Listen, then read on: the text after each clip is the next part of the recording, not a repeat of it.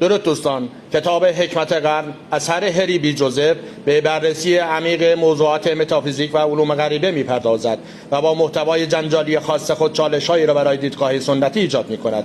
این کتاب که در سال 2024 منتشر شده است، شامل 4 جلد میباشد. جلد اول حکمت قرن 1، جلد دوم حکمت قرن 2، جلد سوم باز کردن چشم سوم و جلد چهارم راهنمای سلامت بدن که هر 4 جلد در یک جلد به چاپ رسیده است.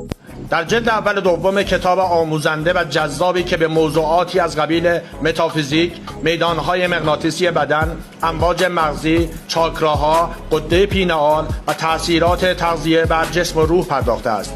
در جلد سوم این کتاب آمده است که کتاب راهنمای سلامت انسان یک منبع جامع در زمینه سلامت جسم و روان است. در واقع این کتاب یک کتاب رژیم غذایی مناسب است.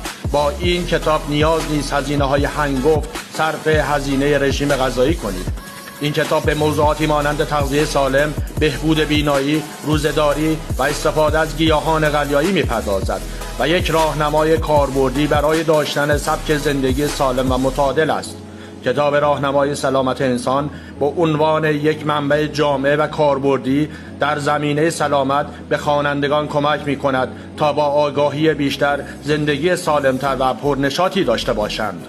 و اما در جلد 4 کتاب آمده است که آیا شما هم به دنبال کشف دنیای پنهان درون خود و توانایی‌های نامرئی هستید که تا به حال از آنها بیخبر بوده اید؟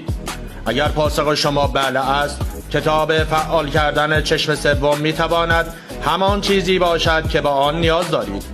کتاب چشم سوم شما را با دنیای جدیدی از آگاهی، شهود و قدرت‌های معنوی آشنا می‌کند و شما را به مسیری می‌برد که با فعالسازی چشم سوم خود بتوانید به ابعاد جدیدی از واقعیت دست پیدا کنید.